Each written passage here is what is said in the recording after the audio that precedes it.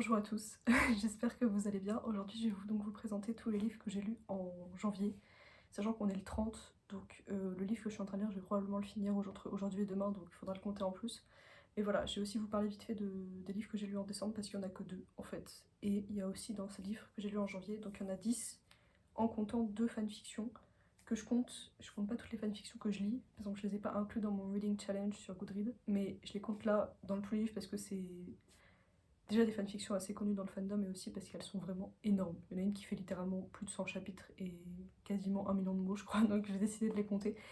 Donc voilà, j'espère que ça va vous plaire. Si je fais que regarder par là, c'est parce que je filme avec mon téléphone, donc j'ai mon ordi qui est posé avec Goodreads. Donc pour commencer avec ce que j'ai lu en décembre, je l'ai pas avec moi parce que je l'ai prêté à ma mère, mais j'ai lu Intermezzo de Sally Rooney. Alors j'ai une opinion assez partagée sur Sally Rooney parce que j'ai adoré Conversation with Friends, c'est le premier d'elle que j'ai lu. Et j'ai essayé de les lire dans l'ordre chronologique en fait quand je les ai lus.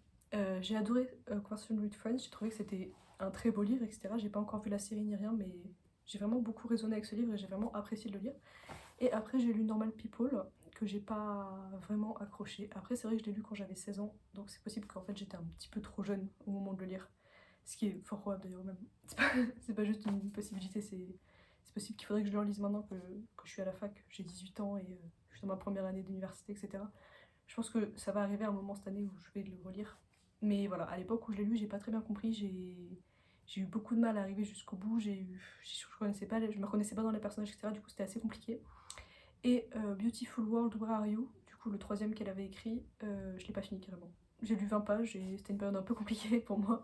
Donc au bout d'un mois, 2 mois, où j'étais toujours à ces 20 pages, je me suis dit bah ça sert à rien de continuer, du coup bah, j'ai arrêté. Il faudrait que je le relise du coup parce que j'ai une amie qui l'a lu et qui a beaucoup aimé, mais voilà.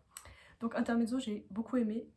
Ça parle, donc si vous connaissez pas, de deux frères qui sont pas proches du tout et en fait leur père meurt et ça les rapproche. Sauf qu'ils ont des relations très compliquées depuis très longtemps, etc. Donc c'est assez complexe pour eux en fait de re-rentrer en contact. Enfin, ils sont jamais vraiment pas été en contact, mais ils sont pas proches. Et ils sont obligés de reapprendre à vivre ensemble du coup à la mort de leur père.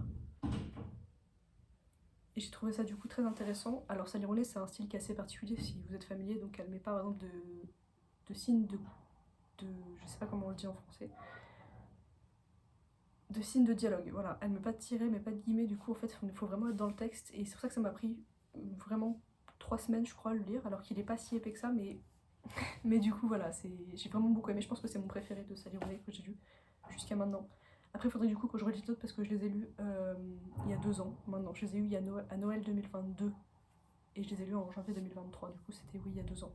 Donc faudrait peut-être que je les relise et que surtout je finisse de lire par exemple Beautiful World of Wario. Mais du coup voilà, Intermezzo j'ai mis 5 sur 5. Tous les livres que je lis en général je mets entre 4 et 5 parce que je lis que des livres que j'aime. Donc voilà. Et je l'avais commencé après, c'est le deuxième livre que j'ai lu en décembre, il m'a pris qu'une semaine celui-là par rapport à, même pas 6 jours je crois. Il m'a pris 6 jours par rapport à Sally Rooney qui m'a pris 3 semaines. Je l'avais commencé au début je lisais un chapitre de chaque parce que j'étais pas sûre duquel je voulais lire. Et du coup voilà, c'est Gone Girl de Gillian Flynn. Donc j'ai vu le film il y a peut-être 6 mois, un peu plus. Il me semble que c'était cet été, je suis pas exactement sûre. Et j'ai vraiment beaucoup aimé le film. Je savais pas vraiment quoi m'attendre, à part que j'avais lu beaucoup. Enfin, je savais pas exactement de quoi ça parlait, à part que c'était du coup une dame qui disparaît et on sait pas si c'est elle ou son mari qui sont coupables. Ce qui est un petit peu l'intrigue, mais je ne savais pas par exemple comment le film allait se présenter, etc. Et j'étais vraiment surprise parce que j'ai vraiment beaucoup aimé ce film, pardon, alors que je suis pas vraiment thriller à la base. Et je savais pas non plus quoi attendre de ce livre parce que j'étais curieuse, vu que j'avais vu le film en premier, j'étais très curieuse de comment ça allait se présenter en fait. Est-ce qu'on allait avoir son point de vue à elle et son point de vue à lui, etc. Et j'ai vraiment beaucoup aimé aussi qu'on ait ces entrées de journal. Et du coup, bah, spoil, si vous voulez le lire ou si vous voulez voir le film. Je sais plus vraiment si ça spoil le film. Je sais plus exactement. Enfin bref, spoiler. J'ai beaucoup aimé qu'on voit ces entrées de journal et du coup on est extrêmement investi dans... Au début on a que le parallèle, enfin le présent, donc elle qui a disparu, le point de vue de son mari, et ces entrées de journal qui racontent leur vie avant. Et après on a elle dans le présent et elle son mari, enfin en parallèle les deux timelines, et là on apprend qu'en fait tout ce qu'on a lu de son journal, c'est faux en fait, elle l'a totalement inventé pour criminaliser son mari. Et je trouvais que ça m'a vraiment complètement tordu l'esprit, j'étais vraiment très heureuse de lire même si il est assez massif, et je l'ai lu en anglais donc j'ai mis un petit moment à le lire quand même. Mais voilà, j'ai vraiment beaucoup aimé, je recommande vraiment. Je crois que j'ai littéralement lu tout le dernier tiers d'une traite, littéralement, tellement j'étais super investie en fait, tout simplement. Ensuite, du coup, le premier livre que j'ai lu en janvier, donc Gone Girl, j'ai mis 5 étoiles aussi. Après, le deuxième livre que j'ai lu en janvier, enfin le premier livre que j'ai lu en janvier du coup, j'ai mis 10 jours à le lire il me semble, c'est Beautiful Boy de David Sheff. Alors je n'ai pas encore vu le film, je voulais vraiment le lire avant de voir le film parce que j'ai vu énormément d'extraits du film, etc. Donc je savais beaucoup de choses dessus déjà. J'ai toujours pas vu le film d'ailleurs, mais je vais le faire à un moment cette année. Mais voilà, donc j'ai lu ce livre, c'est la première fois que je lisais un mémoire déjà. Du coup c'était assez... comment dire, c'était assez particulier. C'est pas quelque chose que je ferais tous les jours de lire un mémoire comme ça. Et c'est aussi de la non-fiction, il me semble que c'est comme ça qu'on dit en français. Bah en gros il raconte sa vie, en fait c'est pas romancé, il n'y a pas d'intrigue en fait. On suit son histoire chronologique et j'ai eu beaucoup de mal avec les chapitres où il parle de statistiques, où il raconte par exemple l'histoire de la, la drogue, je sais pas comment on le dit en français, de crystal meth en fait. Il y a plein de passages où il raconte des statistiques, il raconte pourquoi les jeunes, enfin il raconte, comme je viens de le dire plusieurs fois, les statistiques en fait directement.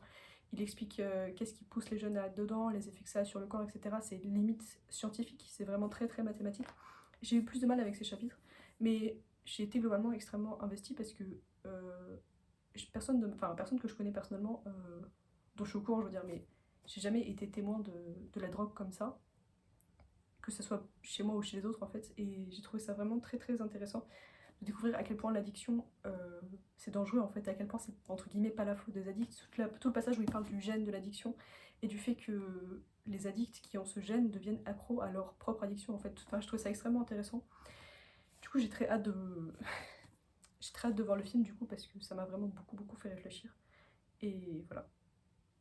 Je trouvais que c'était très bien écrit. En plus, j'avais un petit peu peur du coup vu que c'est un mémoire et c'est pas de la fiction, etc. Mais je trouve que pour un premier mémoire, c'est très abordable. En plus, j'ai lu en anglais, etc. Donc vraiment super. Et j'ai mis 4 sur 5 parce que je me sens un petit peu mal de mettre 5 sur 5 en mode c'était super le livre que vous avez écrit sur l'addiction de votre fils. Du coup, voilà, j'ai mis que 4. Après, du coup, j'ai lu 2 fanfictions. Je sais plus de quoi ça parle, les deux. J'ai lu Evitative de Vishan.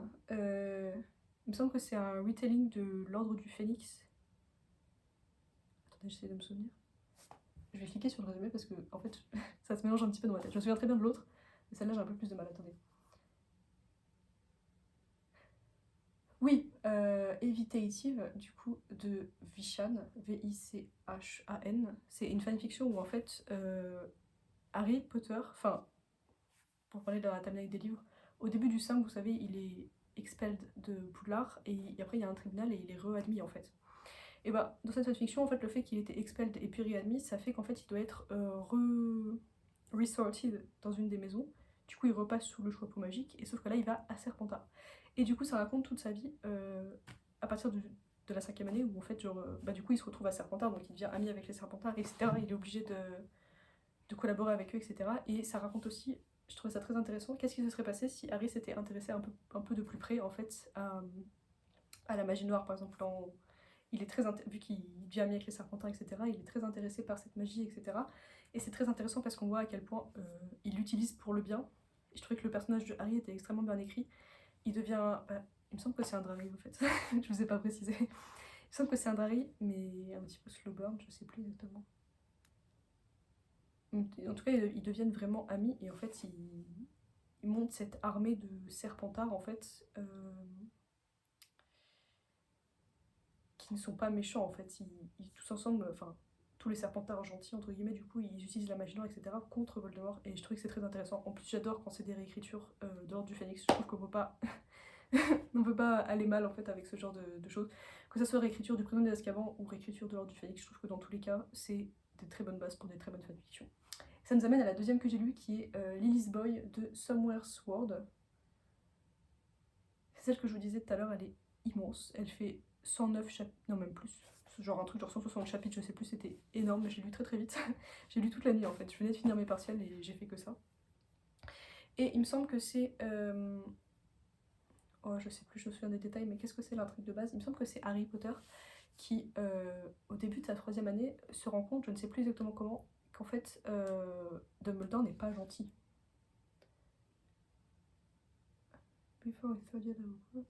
Oui, en gros, il va à Gringotts pour récupérer de l'argent. C'est avant sa troisième année. Vous savez, ce passage où il est parti chez son oncle et sa tante et il reste dans le Diagon Alley.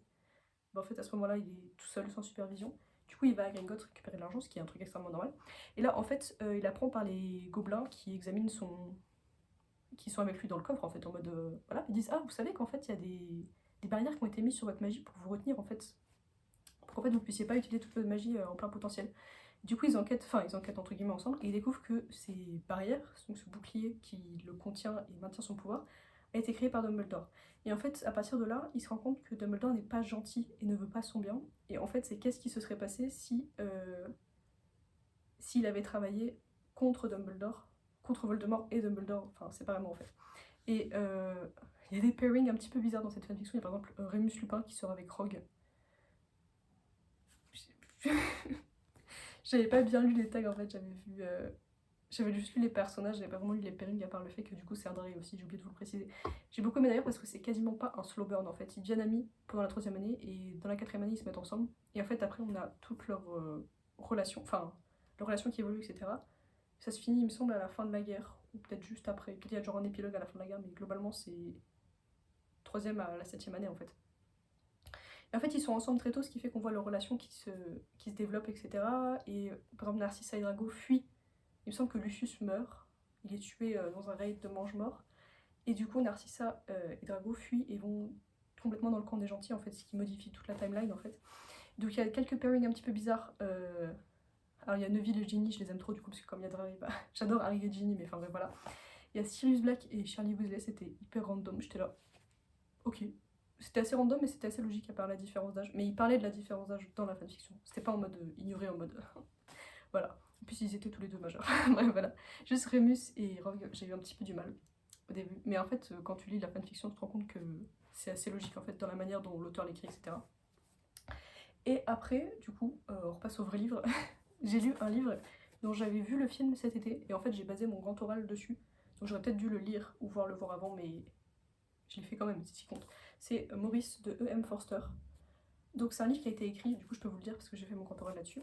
Ça a été écrit en 1913-1914 à peu près, mais ça a été publié à la demande de l'auteur qu'après sa mort, dans les années 70, 1970. En fait c'est un livre qui raconte un jeune garçon qui... Donc ça se passe au tout début du siècle, en fait ça a été... Enfin, à la période où ça a été écrit quoi. Pourquoi je me répète comme ça? Donc ça se passe au début du XXe siècle et c'est l'histoire d'un jeune homme qui est du coup homosexuel à Cambridge en Angleterre.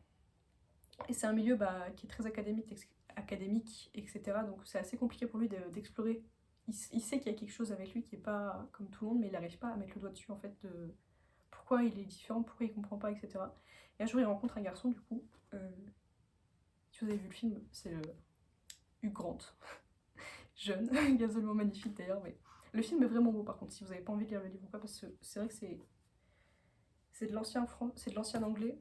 Donc moi j'ai lu en anglais et aussi c'est comme c'était pas publié, c'est pas toujours très fini en fait. Il y a des passages où on sent que l'auteur, enfin c'est pas un premier jet, mais l'auteur a pas complètement fini son texte vu qu'il pensait pas le publier en fait, à part de manière posthume. Du coup voilà, si vous voulez pas souffrir un petit peu dans le texte, enfin c'est pas souffrir, mais des fois il faut vraiment plus réfléchir pour comprendre. En plus du fait que c'est de l'ancien anglais, etc. Du coup il rencontre ce jeune homme et il tombe amoureux. Et ils entretiennent une relation, mais en fait leur relation va durer, il me semble, qu'un seul jour avant que ils vont faire un tour. Ils sèchent les cours pour aller dans un champ faire des trucs de gay. Enfin, il n'y a pas de sexe, hein, mais je veux dire, très Call Me By Your Name en fait. Et genre, je sais plus, ils cueillent des fleurs, ils font la sieste, ils se baignent, enfin bref, voilà, genre de choses. Et du coup, ils sèchent les cours, et du coup, Maurice, parce que du coup, c'est Maurice et Clive, il me semble qu'il s'appelle l'autre. Oui, Clive. Il est renvoyé. Maurice est renvoyé, pas Clive, je sais plus pourquoi. En gros, Maurice est renvoyé de Cambridge, du coup, il ne revoit pas Clive, en gros. Il revoit Clive, il me semble, plusieurs années après. Je vous dis les détails, mais ça me semble c'est un petit peu flou parce que j'étais très concentrée sur comprendre du coup, ce qui se passait. Du coup, j'ai pas vraiment retenu tous les détails. Il revoit Clive des années après et je sais plus ce qui se passe exactement, mais Clive fait une énorme crise d'angoisse, genre malaise total en fait. et, et il lui dit je ne suis plus comme ça, je n'aime plus les hommes. Et en fait, on a tout un passage dans les pensées de Clive en fait, où il explique que Il est parti faire un tour d'Europe, il me semble. Genre il a été en Grèce plusieurs années, etc. Et quand il est... Enfin, au moment où il était en Grèce, il a eu un déclic, en fait il aimait plus les hommes. Donc je pense que c'est genre dans sa tête le déni qui a pris le dessus sur la pression sociétale, etc. Je sais pas exactement comment l'expliquer, mais il se retrouve à lui dire je n'aime plus les hommes. En fait, c'est même pas que je ne t'aime plus, c'est je n'aime plus les hommes. Du coup, Maurice est très triste. Et Clive très rapidement se marie à une fille contre qui Maurice n'a... Enfin, il n'a rien contre elle en fait, Maurice. Du coup, il est invité plusieurs fois chez elle, et quand il est invité chez elle, il rencontre le housekeeper, je sais plus comment on le dit en français, mais qui s'appelle Alec. Et du coup, il finit le livre en fait avec Alec. Et on voit que Clive est malheureux. Enfin, il est très heureux de sa vie, mais il est malheureux parce qu'il n'acceptera jamais qui il est. Et Maurice a accepté qui il était et du coup est heureux avec cet homme. Donc c'est un livre qui était vraiment très, très appréciable. Alors il est très court, donc j'ai mis un... Pourtant c'est paradoxal parce qu'il est très... Du coup il fait 200 pages à peine, mais j'ai mis 50 pages je pense à rentrer dedans parce que du coup le style est assez particulier. Aussi du fait que c'est pas, comme je vous l'ai dit plusieurs fois, vu que je pense que l'auteur vous ne pensez pas le voir publié, du coup le texte on sent qu'il n'est pas totalement fini à certains endroits, mais j'ai vraiment beaucoup apprécié. Voilà.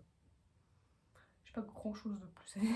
Le film est vraiment bien, si vous voulez pas, du coup le livre est assez complexe à lire pour toutes ces raisons. J'imagine que traduire aussi ça doit être assez compliqué, à moins que le traducteur ait vraiment beaucoup modifié le texte. Et le film est vraiment bien fait et suit vraiment l'histoire. Voilà. Après j'ai relu Léa à contre-temps, donc Léa on the Offbeat de Becky Albertalli, parce que l'année dernière, il me semble que c'était vers novembre, sûrement novembre, j'avais relu Simon vs the Homo Sapiens Agenda, et j'ai lu pour la première fois, comment il s'appelle, The Upside of Unrequited, il me semble. Enfin, en fait, j'ai lu tous les livres de Becky Albertalli en gros. Il faut savoir que Simon Spear, du coup, c'est le personnage de l'univers, on dit que c'est le Simonverse, genre l'univers de Simon. Tout est parti de Simon Spear, et en fait, j'ai découvert ce personnage à la librairie, dans la bibliothèque de ma ville, enfin la ville où j'habitais avant. Quand il est sorti il est sorti en 2014, mais il a dû sortir en français vers 2015, donc j'avais 9 ans. J'ai lu ce livre par hasard, et en fait, littéralement, toute ma personnalité a été construite autour de ce livre, de manière consciente et inconsciente en fait. Mais par exemple, toutes les musiques, enfin, énormément des musiques que j'écoute, et tout en fait, les films que j'aime, je sais même pas comment expliquer, mon humour, toute ma personnalité en fait est dérivée de ce simple livre, parce que je l'ai tellement relu constamment au fil des années, que énormément, enfin, je sais pas vraiment comment vous expliquer autrement que vous dire que toute ma personnalité est inspirée de ce livre. Et j'avais lu celui-là peut-être en 2020-2021. Et j'ai le troisième aussi que je vous ai pas sorti parce que je l'ai pas relu, mais c'est Love Kick Fruit qui est sorti pendant le confinement. Donc cette trilogie, c'est les seuls que j'avais à la base. Littéralement toute ma personnalité du coup est inspirée de ce livre. Littéralement tout ce que je suis en fait. Je sais pas comment vous l'expliquer autrement. Tous mes chanteurs préférés, tous mes films préférés, tous mes livres préférés, etc. Tout vient de ces livres parce que c'est des choses que j'ai découvertes et je me suis jamais sentie aussi vue et aussi comprise qu'à travers le personnage de Simon et à travers tous les personnages de cet univers en fait. J'aime beaucoup le film aussi. Enfin, j'ai lu toutes les fanfictions disponibles sur AO3. Enfin, c'est vraiment l'amour de ma vie. Du coup, Léa, je l'aime trop Léa. C'est pas mon personnage préféré du coup parce que mon personnage préféré c'est Simon. Mais j'ai vraiment aimé le relire. Surtout que c'est la première fois que je le lisais en anglais parce que je l'avais en français mais je l'ai prêté à une copine et elle me l'a jamais rendu. Je sais même pas si elle l'a lu au final, mais c'est pas grave parce que de toute façon c'était un livre de poche qui m'avait coûté genre 5 balles, donc je l'ai racheté en anglais beau et je suis très contente de l'avoir relu parce que c'est un très bon livre. Je l'ai lu en une après-midi, il me semble, littéralement. J'ai vraiment adoré, voilà. J'adore chaque fois que Simon apparaissait dans le fond, j'étais en mode ah, il y a mon ami. Et c'était vraiment juste super génial. Je le connaissais très bien du coup ce livre. Moins bien que Simon que je connais vraiment par cœur, mais je le connaissais bien quand même. Et après du coup pour continuer dans Becky Albertalli, j'ai lu Katie in Waiting, que j'avais jamais lu avant, parce que je ne sais pas exactement quand il est sorti, mais je l'avais jamais lu avant. Voilà. J'ai beaucoup aimé, simplement parce que c'est des theater kids absolument insupportables. Et je suis cette personne en fait. C'est plein de références pop culture, c'est plein de références à des comédies musicales, et c'est juste ma passion les comédies musicales en fait. C'est une situation qui est assez compliquée et je vous avoue que j'ai été assez énervée contre certains personnages du livre à certains moments. Je vais vous spoiler du coup, notamment Anderson, j'étais tellement énervée contre lui en fait. Alors ça se finit bien et je comprends qu'en fait genre, ça m'a énervée aussi parce que j'ai 18 ans et les personnages ont genre 15-16 ans, donc j'ai la maturité en plus et j'ai pu avoir le recul sur la situation que eux n'avaient pas. Mais j'ai littéralement, quand tout le passage où il explique qu'en fait il sort avec Matt et que du coup, bah, Cathy, enfin, j'ai trouvé que d'une certaine manière, il faisait comprendre à Cathy qu'elle était complètement conne, et j'ai pas du tout apprécié la manière dont il le disait en fait. Ça m'a littéralement complètement énervée. J'ai vraiment eu envie de, pas de le gifler, mais en fait, je trouvais que c'est vrai que Kate, elle a été un petit peu trop loin dans ses illusions en fait, à penser qu'il y avait vraiment quelque chose entre elle et Matt alors qu'il s'est jamais rien passé. Mais je trouve que Anderson a complètement attendu d'elle une honnêteté totale alors qu'il ne lui a jamais été honnête avec elle au final. Et je trouvais ça vraiment un manque de respect absolu en fait. Et c'est vrai que comme je l'ai déjà dit, bah, ils sont jeunes, etc. Et forcément ils vont grandir et tout ça, mais même si au final tout est bien qui finit bien. Parce qu'elle finit avec, je sais plus comment il s'appelle le gars là, l'ami de son frère. Mais du coup, en fait, dès le début, je l'ai vu venir aussi, qu'elle allait finir avec l'ami de son frère. J'étais pas vraiment, j'étais en mode soit ils finissent en trio d'amis Matt, Anderson et elle, soit Matt et Anderson finissent ensemble. Enfin, c'est assez prévisible. Mais j'ai quand même beaucoup apprécié du coup. Voilà, très fun. Ça se lit tout seul, c'est très bien. Et surtout, bah, toutes les références de comédie musicale que bah, j'adore. Du coup, c'était génial. Et enfin, du coup, j'ai fini. Enfin, j'ai pas fini le mois, il me en reste plusieurs, mais. J'ai fini du coup de lire tous les Becky Albertalli par Imogen Obviously, qui est sorti l'année dernière ou l'année d'avant, je sais pas, je sais plus. Mais je l'ai vraiment beaucoup aimé. Je savais pas exactement grand chose de ce livre, à part que du coup c'est une fille qui est amie avec plein de gays, mais elle dit non, pas moi, pas moi. Et en fait, si. C'est un petit peu le principe de l'histoire. J'ai vraiment beaucoup aimé, je trouvais que c'était un petit peu facile honnêtement, et un petit peu compliqué à se mettre dedans parce que tous les personnages en fait.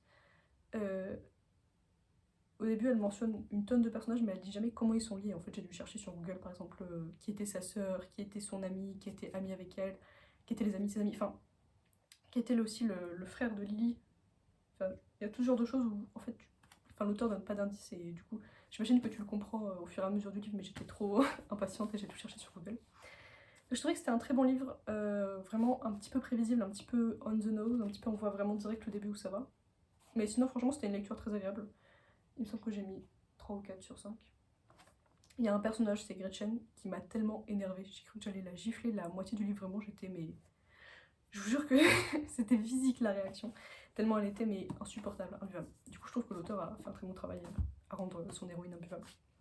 Après, du coup, j'ai commencé, je vous l'avais dit dans ma vidéo précédente, la trilogie Alma de Timothée de Fombelle. Déjà, les livres sont absolument magnifiques, je trouve. C'est les couvertures cartonnées comme ça, c'est trop beau. Donc, j'avais déjà lu celui-là quand il est sorti, il me semble en 2020. Je suis lire peut-être en 2021, je sais plus exactement, mais je l'ai lu quand il est sorti. J'avais beaucoup aimé. Et sans surprise, bah, j'ai adoré le relire. C'est une histoire absolument incroyable. J'ai pas encore écrit de review, donc j'ai pas encore vraiment grand chose à vous dire dessus. Mais c'est une épopée absolument magnifique. J'adore qu'on suit plusieurs destins. Et au début, on comprend pas ce que tous ces destins ont en commun, mais au final, ils sont tous liés. Et je trouvais ça absolument magnifique. Surtout que c'est une période historique qui me fascine. Le commerce triangulaire et tout, etc. Je trouve ça que c'est une époque assez intéressante. Enfin, c'est pas très heureux à dire comme ça, mais voilà, je trouvais ça assez intéressant. Et du coup, j'ai enchaîné directement avec le deuxième, qui est une suite parfaite. J'ai absolument rien à dire là-dessus. C'est littéralement tout ce que j'ai aimé dans le premier se retrouve dans le second. Et en plus, on en apprend plus sur les personnages. Et je trouvais que Timothée de Fombelle a cette capacité, du coup, à ce qu'il nous introduit des nouveaux personnages et directement on est investi dans ce qui se passe sur eux. Par exemple, il nous parle de Amélie, je n'ai plus son nom de famille. Non, je n'ai plus son nom de famille. On ne sait rien d'elle et dès le début j'étais très intéressée dans ce qui allait se passer sur sa vie. Je trouve que c'est un vrai talent parce que tous les auteurs qui introduisent des personnages et j'en ai absolument rien à battre. Alors que là, dès les premières phrases en fait j'étais extrêmement intéressée dans ce qui allait se passer.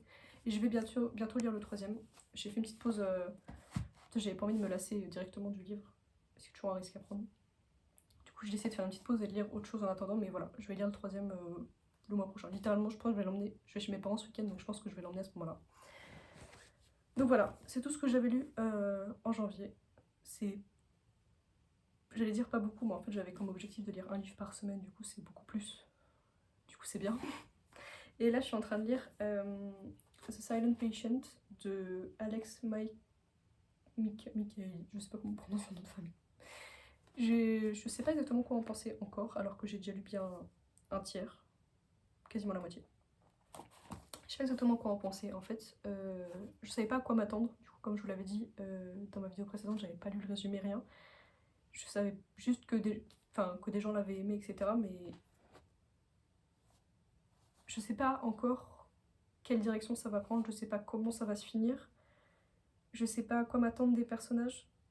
Et je pense que la seule manière de savoir ce que je vais vraiment en penser, c'est de le finir, ce que je vais faire d'ailleurs.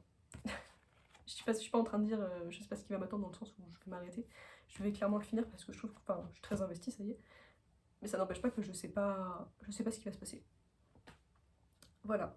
Donc qu'est-ce que je vais lire en février? Bah déjà je vais finir Alma et je vais lire 4 sœurs. Du coup je te l'avais montré dans la vidéo précédente, je l'ai acheté, oui je l'ai acheté avec le pass culture l'autre jour.